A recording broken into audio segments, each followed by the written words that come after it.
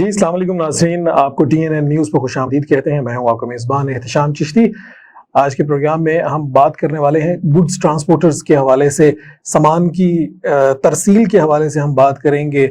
जो सामान पाकिस्तान में आता है या पाकिस्तान से जाता है, सड़कों के थ्रू पाकिस्तान भर में ये सामान किस तरह से तरसील किया जाता है, इसका किस तरह से पहुंचाया जाता है, और क्या ये एक इंडस्ट्री है, क्या ये एक कारोबार है, क्या ये एक महज शोबा है, इसके बारे में भी हम बात करेंगे। और इस शोबे में या इस इंडस्ट्री के अंदर जो जो मसाइल हैं उनके बारे में भी बात करेंगे। हम अमूमन जानते हैं कि अगर हम ट्रक की बात करें, क्योंकि हम आज सिर्फ गुड्स ट्रांसपोर्टर्स की बात करेंगे, मिनी मज़दा की बात करेंगे, और बड़े ट्रालाज हैं उनके बारे में बात करेंगे, तो अमूमन हमने देखा है कि ज़्यादा पढ़े लिखे लोग शायद इसके साथ वाबस्ता नहीं है, या ये हमारी खामख्याली है, इसके बारे में बात करेंगे। और स्पेशली इस पूरी इंडस्ट्री के अंदर क्या मसाइल हैं उसके बारे में भी आज हम बात करेंगे। आज के हमारे साथ मेहमान जो है वो होंगे मोहम्मद अवैस चौधरी एडवोकेट, जो कि जनरल सेक्रेटरी हैं all Pakistan goods transport owners association के। अस्सलाम वालेकुम, कैसे हैं आप? खैरियत है? ठीक ठाक है? हमने अमूमन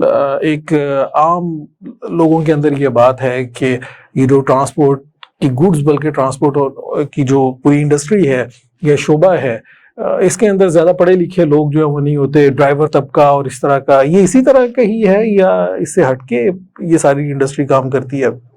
बहुत शुक्रिया जी, आपने हमें यहाँ पे दावत दी। असल में बात ये है कि ये इस तरह है नहीं, मिसकंसेप्शन है। इस वक्त तो माशाल्लाह हमारी दूसरी पीढ़ी आ चुकी है गुड्स ट्रांसपोर्ट के सेक्टर में, बल्कि तीसरी भी नस्ल इसमें आ चुकी है। दादा ने काम शुरू किया तो उसके बाद वालिद, और वालिद के बाद अब बच्चे। मैं खुद, मेरे वालिद 1980 से इस बिजनेस में थे और अब मैं इसी ट्रांसपोर्ट के कारोबार से वाबस्ता हूँ।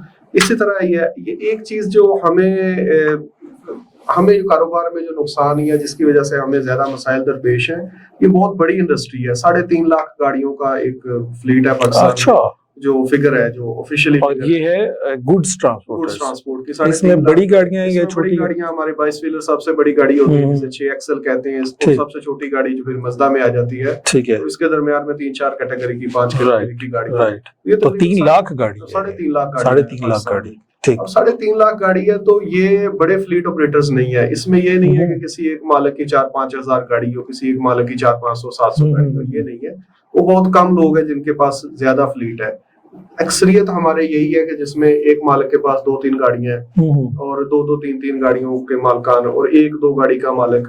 अब ये इंडस्ट्री इतनी फैली हुई है पाकिस्तान में कि, और ये सारे लोग फ्रेगमेंटेड है। बहुत कम लोग ऐसे हैं जो आपस में राब्ते में है, जो जुड़े हुए हैं, और हर कोई अपने तय काम कर रहा है।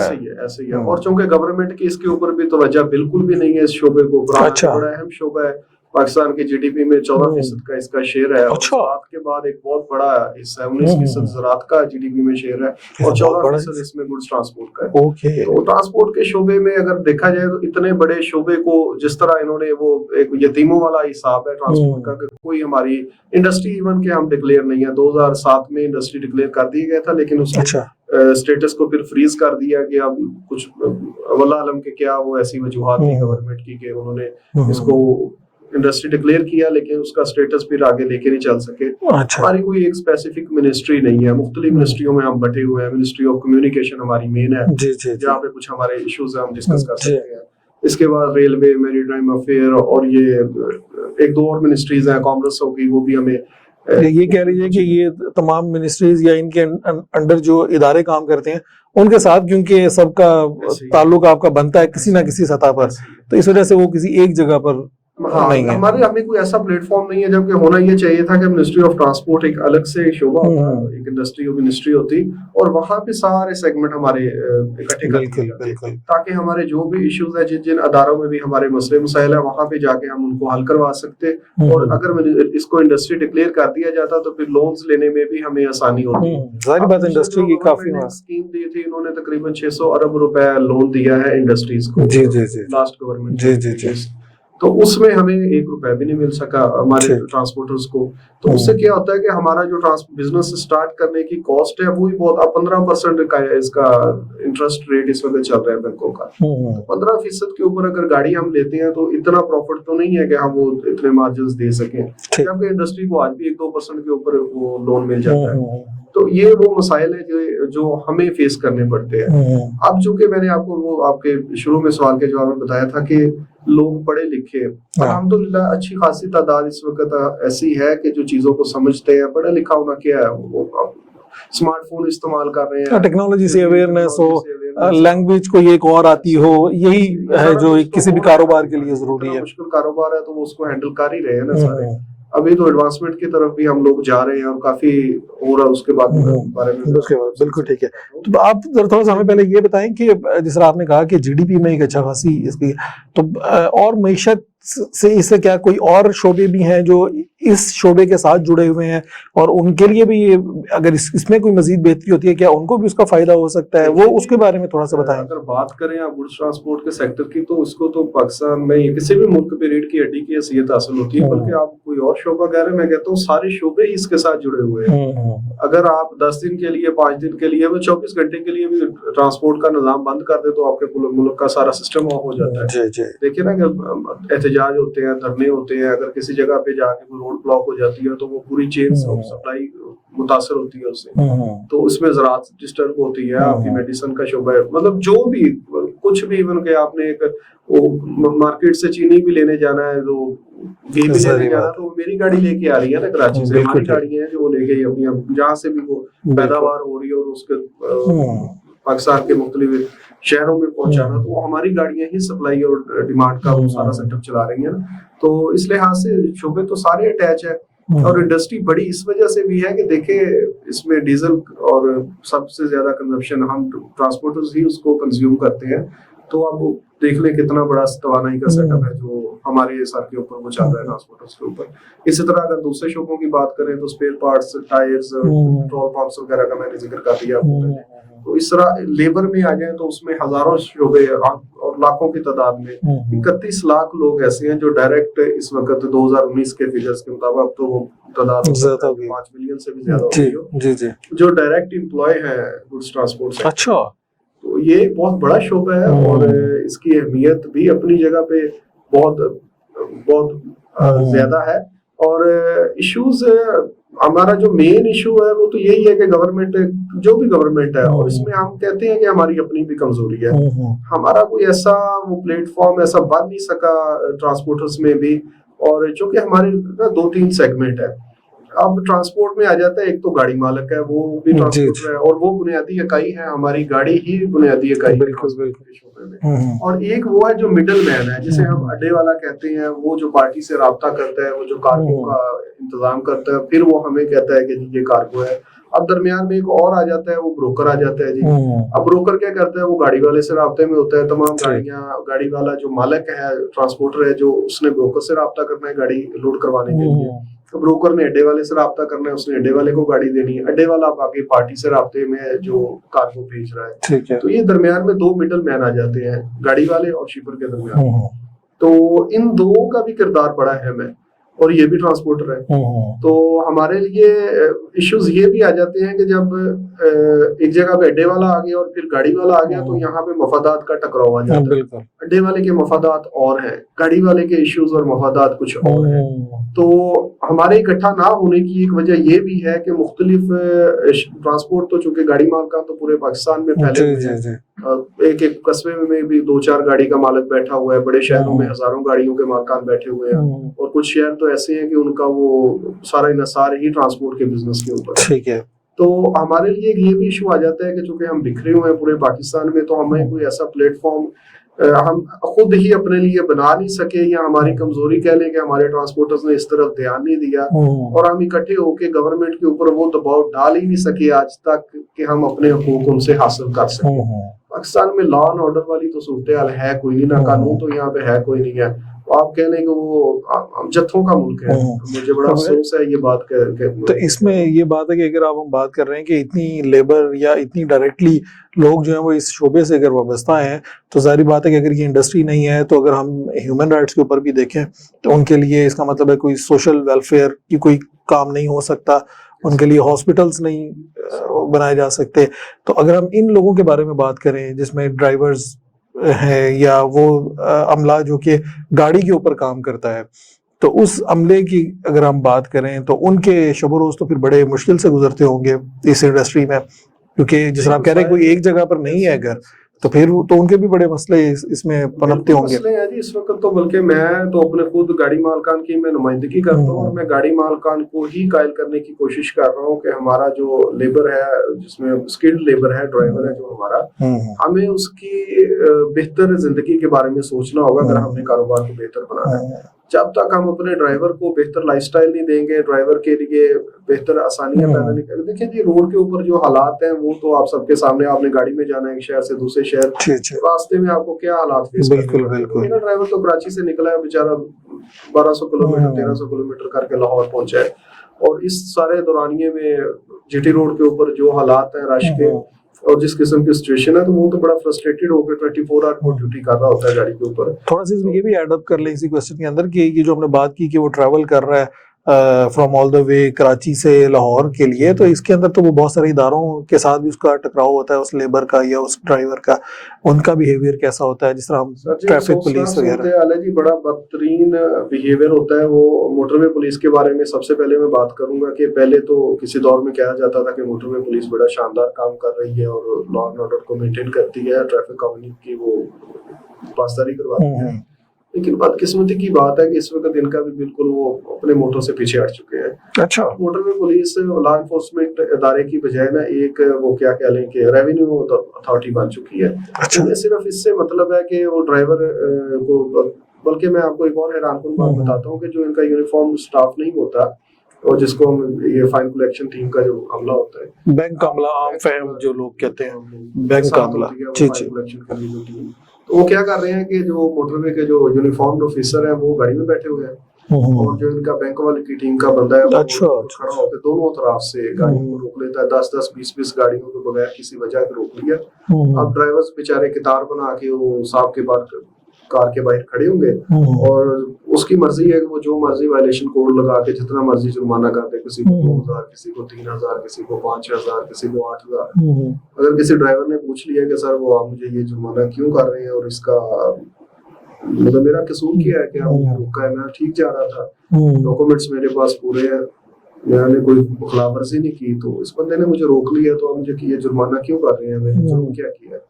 तो इस पे वो गुस्सा कर जाएगा, 4000 कर रहा तो 8000 कर देगा। हमने तो बड़ा अमूमन जो आम ट्रैवलर है, जो अगर हम गाड़ी में फैमिली के साथ जाते हैं या अपनी गाड़ी के ऊपर जाते हैं, तो हमने तो देखा है कि बड़ा अच्छा बिहेवियर होता है मोटरवे आपके साथ। अच्छा होता है ना, आपके पास तो वो चल के आते हैं मोटरवे ऑफिसर, लेकिन यहाँ ड्राइवर्स के साथ वही तो आपने बात की थी ना, इनके साथ रवैया क्या, ये रवैया ही मैं बता रहा हूँ। अच्छा, हमारे ड्राइवर के साथ उनका यही रवैया होता है और यहाँ पे नहीं उसने उठ के आना, चल के आना ड्राइवर के पास ना, उसको स्टीयरिंग से पहले उतारना है, बल्कि उसने क्या उतारना है, वो बैठा है, ड्राइवर को इशारा कर दिया रुकने का, ड्राइवर को पता है कि जी मैंने जाना डॉक्यूमेंट्स लेके उसके पास, ठीक है। ड्राइवर जाते हैं वहाँ भी अक्सर, अभी पिछले दिनों में तो 2-3 वाकयात ऐसे हुए जहाँ पे ड्राइवर फ्रस्ट्रेटेड होके फिर झगड़ा हुआ इनके साथ, मोटरवे ऑफिसर्स के साथ, फिर क्या करते हैं पर्चा दे देते हैं मुकामी पुलिस को बुला के। वो गाड़ी मालिक के लिए एक अलग मसला है, सही बात है। तो इसी तरह एक्साइज के इश्यूज हैं, जगह जगह पे चेक पोस्टें नजायज बनाई हुई हैं, पैसे लेते हैं, रिश्वत लेते हैं।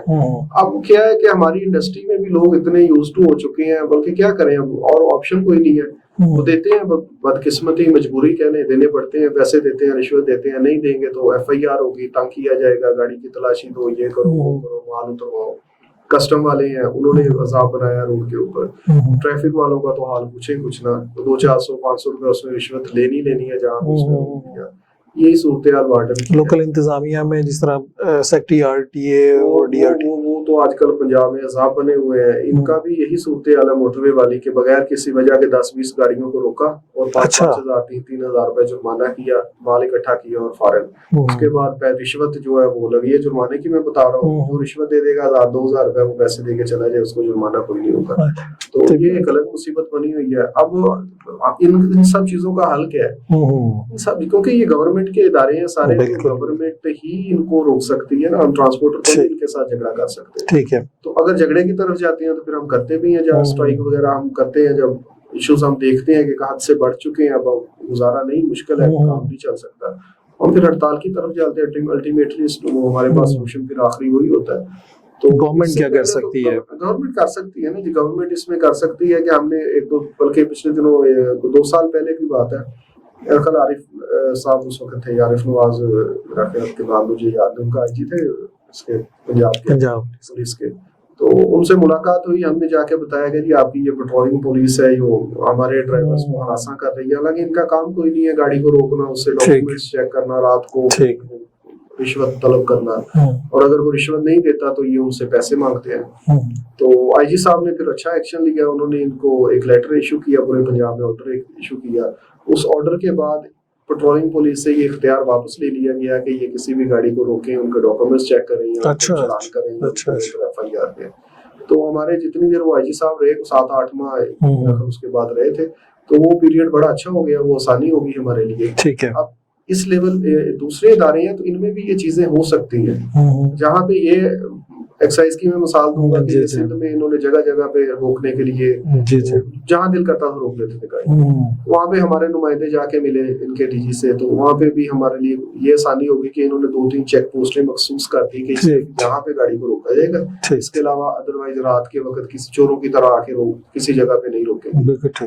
तो ये वहां पे हुआ। अब गवर्नमेंट लेवल पे तो हम मोटरवे को तो बार बार क्या है कि ये बिल्कुल गलत प्रैक्टिस है। मैं तो आपको एक और हैरान करूँ, इनको तो टारगेट दिए जा रहे हैं मोटरवे पुलिस को। मैंने एक लेटर भी वो पब्लिक किया था, आईजी ऑफिस से मिला था, हमें स्कैन दीजिएगा ताकि हम उसकी कॉपी भी साथ चला दें। जी मैं वो आपको प्रोवाइड कर दूंगा। मतलब उस लेटर में बताया गया है कि तमाम बीट्स में इतना इतना जुर्माना लाजमी करना है गाड़ियों को। अच्छा, जुर्माना करना है यार, आप इनके रेवेन्यू ऑफिसर लग गए, अगर वायलेशन नहीं होगी तो फिर कैसे जुर्माना करेंगे। हालांकि किसी इलाके में भी जुर्माना ज्यादा होना तो इस चीज का सबूत है कि वहाँ जुर्म ज्यादा है, इसलिए वायलेशन के ऊपर जुर्माना ज्यादा हो रहा है। अगर जुर्माना ज्यादा हो रहा है, जराइम वहाँ पे ज्यादा है, तो वहाँ उसको सजा देनी चाहिए उस बंदे को कि उसको रिवार्ड। इस कॉन्टेक्स्ट में तो मुझे याद आता है कि on the floor of assembly जो है वो मुराद सईद साहब ने ये कहा था कि जी हमने देखें जी इतना पैसा इकट्ठा कर लिया फाइन्स की और इसकी मद में, वो भी एक उनकी अचीवमेंट समझते हैं कि जुर्मानों की मद में जो वो रेवेन्यू इकट्ठा कर रहे हैं वो इसको अपनी अचीवमेंट समझते हैं, ना कि ये उनकी नाअहली शुमार होनी चाहिए कि कानून की वो हुक्मरानी नहीं कायम कर रहे, कानून को फॉलो नहीं करवा ले, बल्कि कानून की जो वायलेशन हो रही है उसके ऊपर जुर्माने इकट्ठे कर करके खुश हो रहे हैं कि ये हमारी अचीवमेंट है। तो ये इंतहाई अफसोसनाक सूरत हाल है। गवर्नमेंट को इस चीज का नोटिस लेना चाहिए और इसको जुर्मानों की हौसला शिकनी करनी चाहिए, ना कि इसकी हौसला अफजाई की जाए कि चलो माल इकट्ठा हो रहा है। ठीक, अगर हम आगे स्पेसिफिकली बात करें कि जारी बात है गुड्स ट्रांसपोर्ट है, सामान लदा हुआ है, उसका एक वजन तय किया जाता है कि इतने वजन आप लेके जा सकते हैं, और मुख्तलिफ कांटे हमने देखे हैं कि ऑपरेशंस कर रहे होते हैं और वहाँ पर गाड़ी दाखिल होती है, वो अपना वजन करवाती है। उन कांटों के हवाले से आप मुतमईन है वहाँ पे जो काम हो रहा है या वहाँ की क्या सूरत हाल है?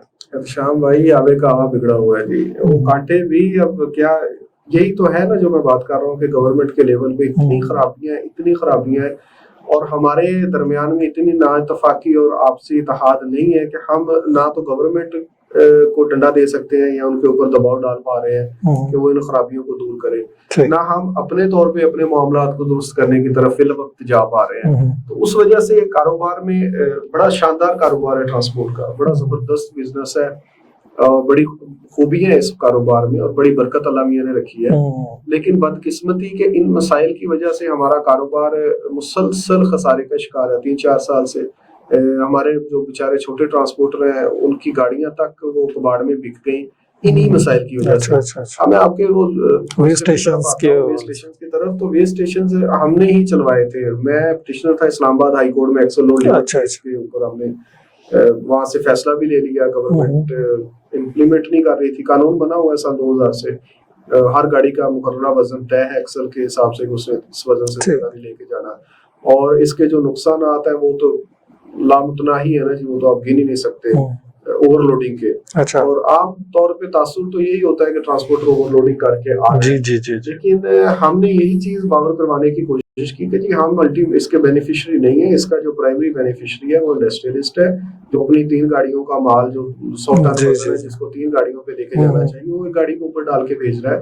और ट्रांसपोर्टर इसमें इस तरह से कसूरवार है कि अगर हमें इत्तेहाद होता है कि 100% हम गाड़ी मालकान एक साइड पे हो जाए, एक चीज पे मुत्तफिक हो जाए, तो वाकई हम ना लोड करें, कोई भी लोड ना करें। बिल्कुल। लेकिन चूंकि 100% लोग किसी भी चीज के ऊपर मुत्तफिक हो नहीं सकते, ह्यूमन नेचर है। आप किसी को आप ये नहीं कह सकते कि लोग जराइम करना छोड़ दें।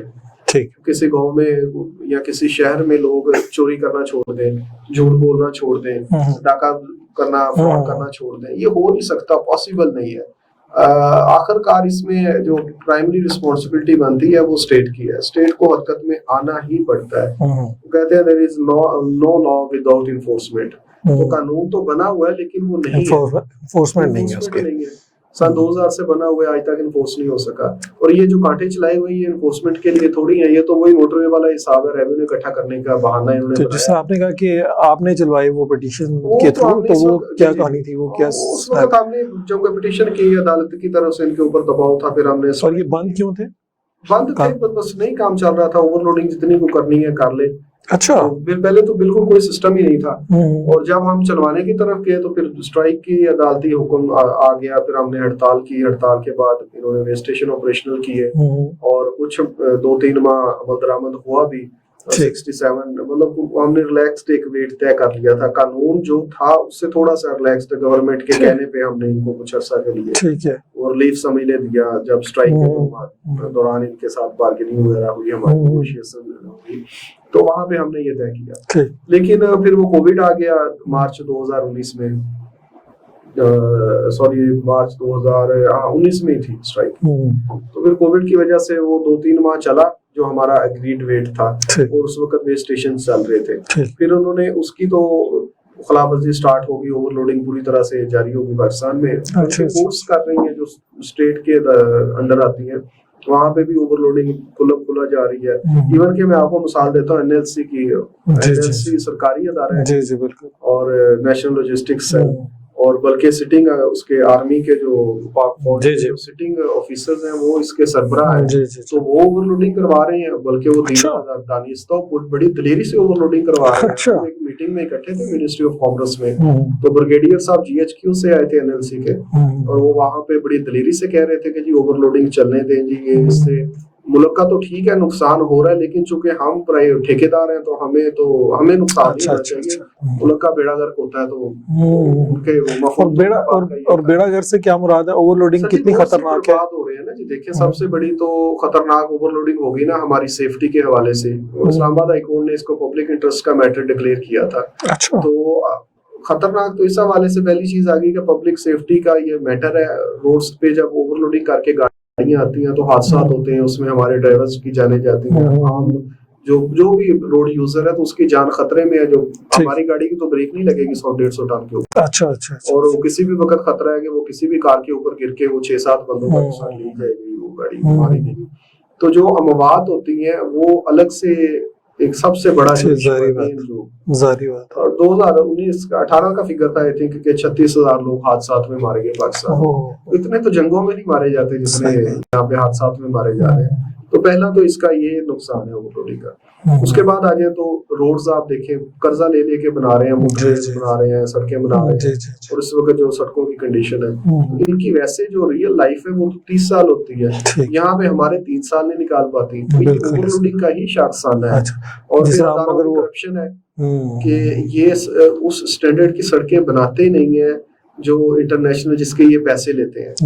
जब वो उस लेवल की सड़कें नहीं बनाते और उसके ऊपर फिर ओवरलोडेड ट्रक जाते हैं, तो जिसने 5 साल में 30 साल चलना था वो 5 साल में 3 साल में तबाह हो जाती है। तो फिर ये इदारों की करप्शन भी छुप जाती है ओवरलोडिंग के बहाने के पीछे। एनएचए है पाकिस्तान में जिम्मेदार है सड़कों की, केयर टेकर है इनका, तो वो ही बनाता भी है, वो ठेके देते हैं। तो क्या करते हैं कि वो वहां पे 60-60 करोड़ अरब रुपए रिश्वत का खा लिया एनएचए के अफसरान ने। रोड टूट गया 3 साल में। अब कोई जवाब पूछेगा कि जनाब ये तो 30 साल चलना था, 3 साल में कैसे टूट गया? तो बहाना है जी चूंकि ओवरलोडिंग हो रही है लिहाजा इसने टूटना ही था। तो उनकी करप्शन जो नाहली जो उन्होंने सब स्टैंडर्ड सड़कें बनाई है, जो मटेरियल नहीं इस्तेमाल किया जो इंटरनेशनल कवानीन के मुताबिक था, या जिसका कॉन्ट्रैक्ट दिया गया था या जिसका ठेका लिया था, तो वो करप्शन भी छुप गई और मलबा सारा गिर गया ओवरलोडिंग के ऊपर। इस तरह उनकी वो साइड सेफ हो गई और पाकिस्तान का जो कौमी असासा है सड़कें वो बर्बाद हो गई। तो ये कहाँ से जा रहा है? ये मैं और आप ही दे रहे हैं ना, हमारी टैक्स से जा रहा है। हमारी गाड़ी, आप हैरान हो गए कि सिर्फ टूल टैक्स की मद में 15 से 16 हजार रुपए पर ट्रिप का दे रही है एक चक्कर का। और इसके बाद आप टोकन टैक्सेस की मद में देखें, जीएसटी की मद में देखें, होल्डिंग टैक्स की मद में देखें, तो 16-17 लाख रुपए साल का बन जाता है जो हम एक गाड़ी का टैक्स दे रहे हैं। तो ये इन्हीं टैक्सों का पैसा खा खा के ये करप्शन करते हैं, ये पाकिस्तान को कर्जे की ली गई सड़कें जो कर्जे की रकम से बनाई गई है वो बर्बाद करवा देते हैं। और उसको डिफेंड कौन कर रहा है? स्टेट के इंस्टीट्यूशंस, एनएलसी उसको डिफेंड कर रही है, इसको पोर्ट्स जो है, पोर्ट कासम अथॉरिटी है, ये केपीटी है, ये उसको डिफेंड कर रहे हैं। आपने कहा कि बेनिफिशियरी ओवरलोडिंग के सबसे पहले जो है माली तौर पे वो इंडस्ट्रियलिस्ट होते हैं। तो अगर इंडस्ट्रियलिस्ट हैं तो उनका जो पॉइंट ऑफ व्यू जो हमें ये पता है वो ये है कि अगर हम जिस तरह आपने कहा कि 3 गाड़ियों का सामान एक गाड़ी के ऊपर लाद रहे हैं तो सारी बात है उनकी कॉस्ट ऑफ ट्रांसपोर्टेशन कम हो रही है, वो इसीलिए कर रहे हैं। तो क्या ऐसा नहीं होगा कि अगर वो 3 ट्रक ही लेकर जाएंगे तो जो सामान तरसील हो रहा है उसकी प्राइस के ऊपर वो इफेक्ट करेगा? अगर हम चीनी की बिल्फर्स बात करें, मामूली इफेक्ट आता है कि वो किसी खाते में नहीं आता। आप अगर उसको कैलकुलेट करें, ये तो हमने 12 इनके साथ मीटिंग्स हुई हैं और वहां पे तो ये सर नहीं उठा पाते हमारे सामने जब दलाइल पे बात आती है।